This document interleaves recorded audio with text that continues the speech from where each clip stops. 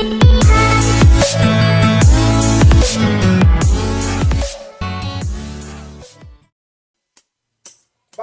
Martin Luther bukanlah satu-satunya orang yang sudah memprotes gereja Katolik Roma. Memang dia memprotes, tapi salah satu dari sekian banyak orang-orang yang lain itu sudah menyangkal adanya kuasa pada diri para paus dari kekuasaan rohaninya. Dan bahkan di antara para paus di sana terjadi pembaharuan-pembaharuan yang bersifat sementara. Ya, memang sudah terdapat orang-orang yang mengangkat persoalan itu.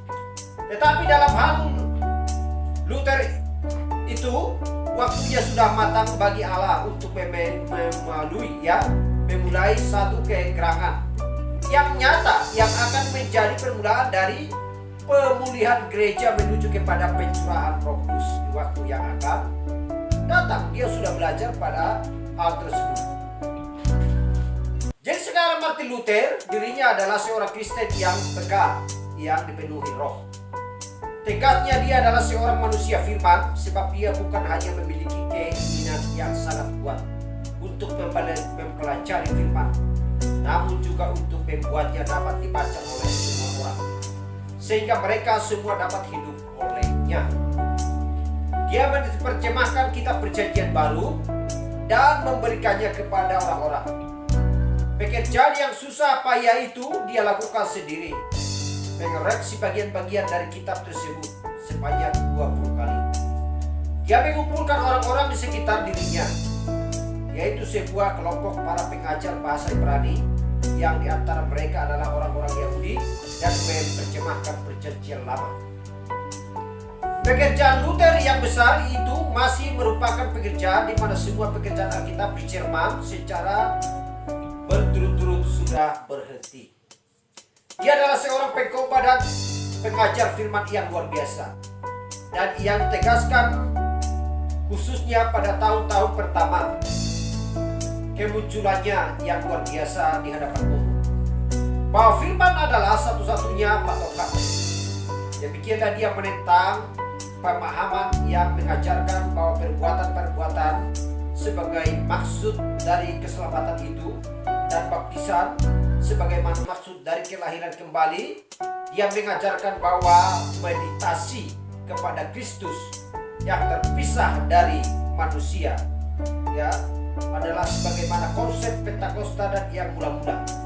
Dia adalah seorang yang memberikan waktu yang banyak untuk berdoa dan sudah belajar bahwa banyak lagi pekerjaan yang harus dia lakukan, dan semakin banyak pekerjaan dia tekankan waktu. Haleluya. Dan sudah belajar bahwa banyak lagi pekerjaan yang harus dia lakukan, dan semakin banyak pekerjaan dia ditekan waktu. Semakin banyak waktu dia berikan kepada Tuhan di dalam doa untuk memastikan hasil yang memuaskan. Dia tahu apa yang dimaksudkan berperang dengan iblis, dan dikatakan bahwa pada suatu hari setan menampakkan diri kepadanya, dan dia siramkan tinta kepadanya, memberitakan supaya setan pergi. Di lain waktu dua orang yang fanatik datang kepadanya untuk membujuknya supaya bergabung dengan mereka dalam usaha mereka untuk melenyapkan semua imam-imam dan Alkitab-Alkitab. Dia mengetahui roh yang ada di dalam diri mereka dan mengusir mereka. Haleluya. Jadi tercatat tentang Dr. Martin Luther di dalam tulisan sejarah, dalam sejarah Sauer volume 3 halaman 406, bahwa dia adalah seorang nabi, penginjil, seorang yang berbicara dalam bahasa roh, menafsir bahasa roh, dan seorang pribadi yang dikaruniakan dengan 9 karunia roh. Betapa hatinya diaduk-aduk oleh Roh Kudus, dan yang adalah tunas muda kecil yang mengartikan bahwa kebenaran sedang kembali ke gereja seperti yang dulu dikenal Pentakosta, yaitu ajaran tentang pembenaran. Keselamatan adalah oleh kasih karunia yang terlepas perbuatan-perbuatan. Haleluya. Jadi dikatakan dikatakan bahwa Luther tidak hanya percaya dan hanya mengkhotbahkan mengenai kebenaran, tetapi itu adalah tema pokok dia, sebagaimana itu memang harus dikhotbahkan, sebab itu adalah ajaran dasar dari kebenaran firman. Untuk selamanya dia akan dikenal sebagai instrumen di tangan Allah yang menghidupi lagi kebenaran itu. Dia adalah utusan yang kelima, dan pesannya ialah orang benar akan hidup oleh iman. Tentunya orang-orang mengakui bahwa dia tahu dan sudah mengajarkan bahwa mereka melangkah dari imam menuju kepada imam. Pengertiannya ia menunjukkan tentang keselamatan atau kemahakuasaan, pilihan, penentuan, dan kebenaran-kebenaran yang lainnya. Memperlihatkan bahwa dia adalah seorang manusia besar di dalam firman. Haleluya. Jadi katakan Branham, ya, seperti yang para sejarawan katakan, Allah memakai dia untuk mendatangkan kepada umat tentang patokan Allah yang menentang perbuatan-perbuatan. Orang-orang akan hidup oleh iman. Haleluya. Jadi zaman tersebut oleh para sejarawan sudah dinamakan periode reformasi. Periode reformasi itu tepat sekali. Memang demikian zaman tersebut. Seharusnya zaman tersebut, sebab Martin Luther adalah seorang reformasi, bukan seorang nabi. Haleluya. Bukan seorang nabi. Buku sejarah menyebut dia seorang nabi, tetapi bukan berarti bahwa buku sejarah itu benar. Sebab tidak ada kesaksian tentang Martin Luther di mana dia memenuhi syarat sebagai seorang nabi Allah yang sejati di dalam penerimaan Alkitab terhadap arti kata nabi tersebut. Haleluya. Dia adalah seorang pengajar yang baik dengan beberapa manifestasi roh dalam hidupnya. Haleluya. Jadi dia tidak mampu untuk memimpin gereja kembali kepada seluruh kebenaran sebagaimana seorang manusia seperti Paulus yang adalah keduanya, baik nabi maupun rasul. Jadi sekarang sebagaimana waktu terus berjalan, maka mereka mendapati suatu perubahan besar di dalam cara dia menjalankan urusan-urusan mana di urusan-urusan di mana dia terlibat di dalamnya. Jadi pada awalnya pembawaan dia begitu lembut, begitu berani, begitu besar, dan terus-menerus menantikan Tuhan untuk menyelesaikan persoalan-persoalan. Tetapi kemudian jumlah yang sangat besar mulai datang ke benderanya. Maksud mereka bukan sepenuhnya untuk sebuah maksud yang rohani. Tepatnya mereka mempunyai motivasi politik. Mereka ingin mematahkan kuk paus. Mereka tidak suka menyetorkan uang ke Roma. Orang-orang fanatik bangkit. Segera saja dia terseret ke dalam urusan-urusan dan keputusan-keputusan politik yang sebetulnya sudah dia luar urusan, ya. Keputusan politik yang sebenarnya sudah di luar urusan gereja kecuali kalau gereja dengan melalui doa. Kok pada tindakan mau merumuskan sebuah patokan untuk diperlihatkan. Jadi persoalan-persoalan politik tersebut semakin meruncing sampai dia dipaksa masuk ke dalam sebuah posisi yang tidak dapat dipertahankan dengan menjadi perantara antara tuan-tuan tanah dan para petani kecil. Kemudian keputusannya sungguh salah sehingga terjadi sebuah pemberontakan. Dan ribuan orang terbunuh. Maksud dia memang baik, tetapi sekali saja dia membiarkan dirinya terlibat lagi di dalam urusan gereja. Maka dia harus menuai badai. Tetapi untuk semuanya itu Allah memakai Martin Luther. Haleluya. Jangan pernah dikatakan bahwa maksud dia salah. Haleluya. Jadi Martin Luther dipakai Allah untuk menerangkan firman pada zaman tersebut. Haleluya.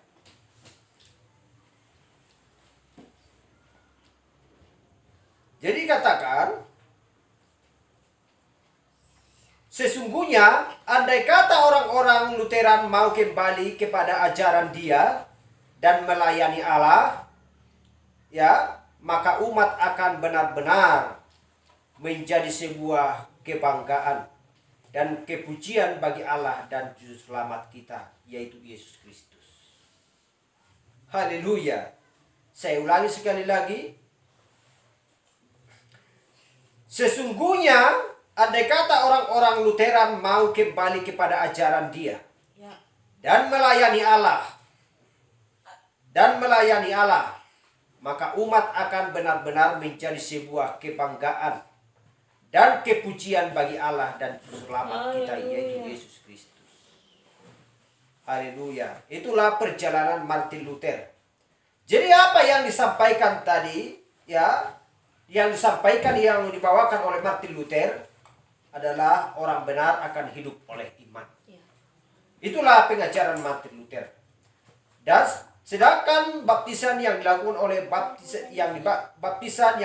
Martin Luther adalah juga baptisan di dalam nama Yesus Kristus untuk pengampunan dosa, Kisah Rasul 2:38.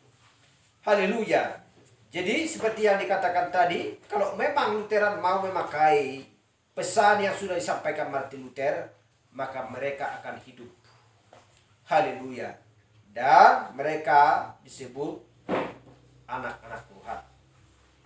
Haleluya. Itulah zaman tersebut. Tetapi bagaimana tentang perjalanan Lutheran? Hari makin hari, pengajaran tersebut semakin hilang. Semakin menjauh daripada firman yang diajarkan oleh Martin Luther tersebut. Haleluya. Jadi dikatakan tadi, ya, dikatakan tadi bahwa itu berdiri mulai tahun 1520 sampai 1750. Haleluya. Jadi itulah yang dibawakan Martin Luther pesan pada waktu itu. Tetapi ketika dia meninggal, pengajaran semakin lari, semakin melenceng dari pengajarannya tersebut. Haleluya, glory. Jadi bagaimana tentang yang saya katakan tadi? Bagaimana tentang terbunuhnya yang 68 juta tersebut? Haleluya. Jadi mengenai 68 juta orang yang dibunuh oleh Gereja Katolik Roma. Kapan masanya hal ini berlangsung di dalam sejarah? Dan sampai berapa lama hal ini berlangsung? Dikatakan di sini ada pertanyaan, soal pertanyaan, tanya jawab. Haleluya. Jadi Nabi Branham menjelaskan semuanya itu. Dan tidak bisa dikarang-karang dan harus ada tertulis di buku sejarah. Dikatakan, ya, bahwa tulisan Smiker reformasi yang gilang gemilang. Di buku tersebut ada tertulis mengenai tentang sejarah gereja. Haleluya. Dan itu adalah sejarah tentang gereja. Tetapi itu terjadi sejak masa itu dihasilkan atau diberikan kepada gereja oleh Santo Agustinus dari Hippo, Afrika, pada tahun 354 Masehi, dan itu berakhir sampai tahun 1850, yaitu pembantaian di Irlandia. Haleluya. Jadi sampai, ya, 354 sampai 1850. Menurut sejarah ada 68 juta orang Protestan yang dibunuh yang tercatat pada mitologi Roma atas ketidaksetujuan terhadap Paus Roma. Itu adalah sejarah. Haleluya.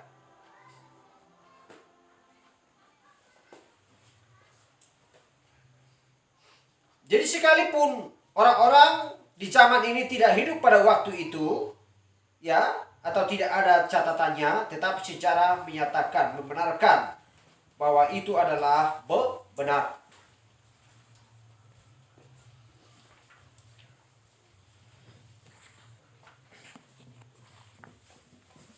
Haleluya.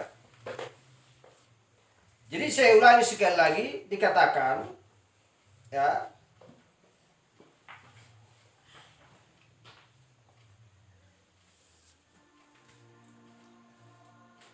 dan itu adalah sejarah tentang gereja. Tetapi itu terjadi sejak masa dihasilkan atau diberikan kepada gereja oleh Santo Agustinus dari Hippo, Afrika, pada tahun 354 Masehi, dan itu berakhir sampai tahun 1850, yaitu pembantaian di Irlandia. Haleluya. Jadi menurut sejarah ada 68 juta orang Protestan yang dibunuh yang tercatat pada mitologi Roma atas ketidaksetujuan. Kenapa terjadi hal tersebut? Atas ketidaksetujuan terhadap Paus Roma. Itulah sebabnya mereka dibunuh. Haleluya.